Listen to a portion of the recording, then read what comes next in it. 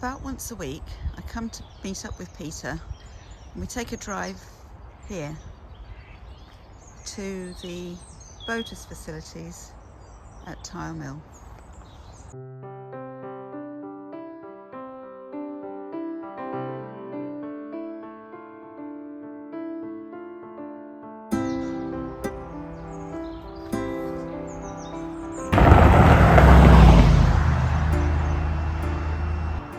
I regularly come and meet up with Peter at Reading, and we come here to Tile Mill.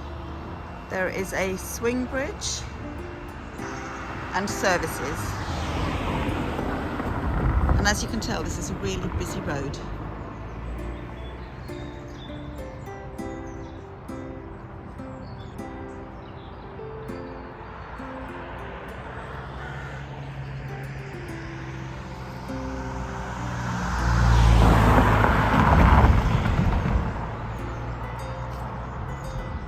One of the other reasons we come here is because the fuel boat is here, and we come and collect coal, gas and diesel and set Peter up for a while with that. And we also come with the rubbish, which I've already put into the bins. But the rubbish bins are right here.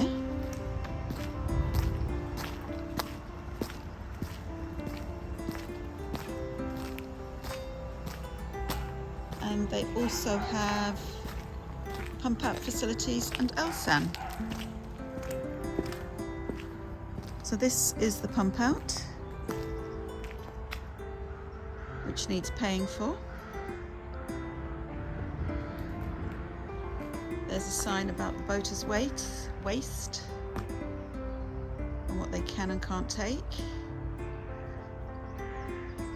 There is the Elsan for cassette toilet waste, which is what we have. They even have some toilets with sinks, and there's quite a few moored boats along here too.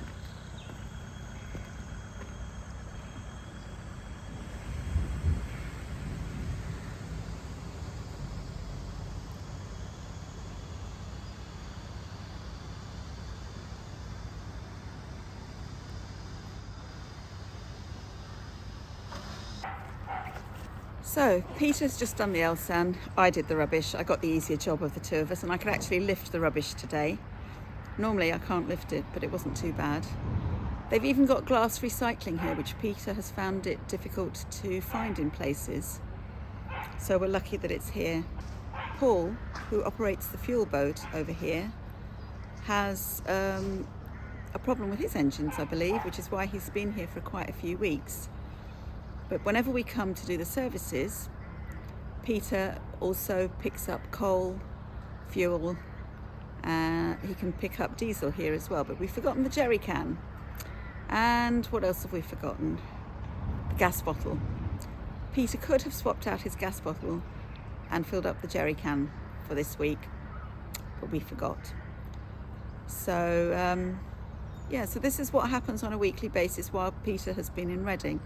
It's not a bad run, and we usually combine it with a stop off at IKEA on the way back for a meal, or we go to Dunelm for food, and it only takes about 20 minutes to get here. Now, when Peter had the winter mooring in Thatcham on slow roaming, as was, we used to go from Thatcham to Froude's Mill, to Froude's Marina regularly once a week on a Monday, because that was my day off, to actually do the waste disposal. Kennet and Avon on our Monday water run, and this sort of matte look at the closest to me is all ice. The fuel boat is travelling behind Peter's boat and forging their way through the ice. I honestly didn't think that the Kennet and Avon would freeze like this, But just look at that. Brings to mind the Titanic, but hopefully it's not that deep and it's not dangerous. Just simply amazing. Wow.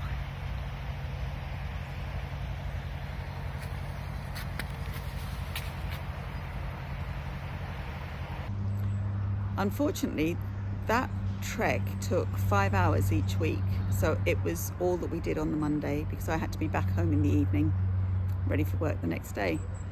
So it was an interesting time, coming on 5 years ago now actually. This is a lot easier coming in the car with everything, I have to say. But it would be nice to be able to cruise, and then we could have cruised here. Peter just actually told me that the warning boards were up again on the River Kennet.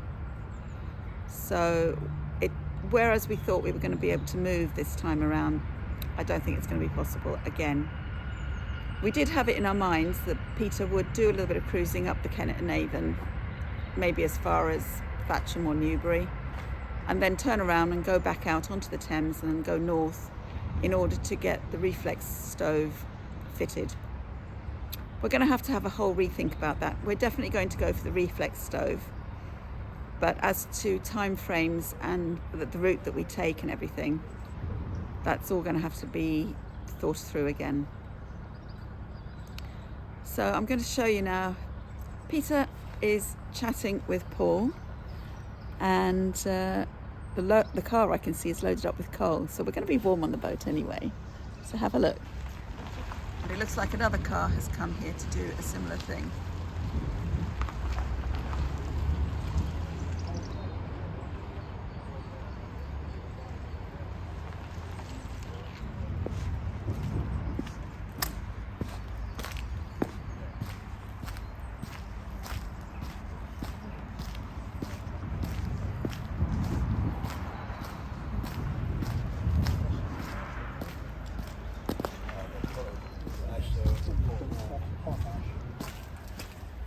Because I put it into the bucket on the well deck, and then I did that last night, and even this morning at sort of midday when I got hold of the bucket, it's still warm.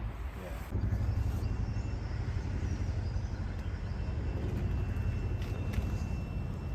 This is Max heading away from us.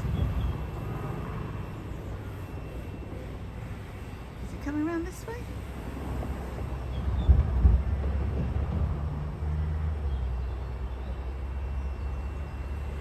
He loves people, does Max.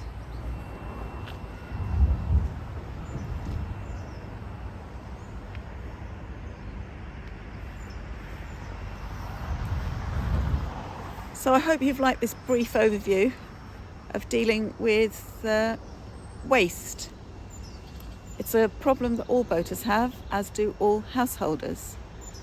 And for us, we just need to take our waste to the disposal point. Whereas if you're in a house, you just put it on the street in your bins. So that's it for this video. I hope you've enjoyed this inside view of what we have to do with our waste. And until next week and next week's video,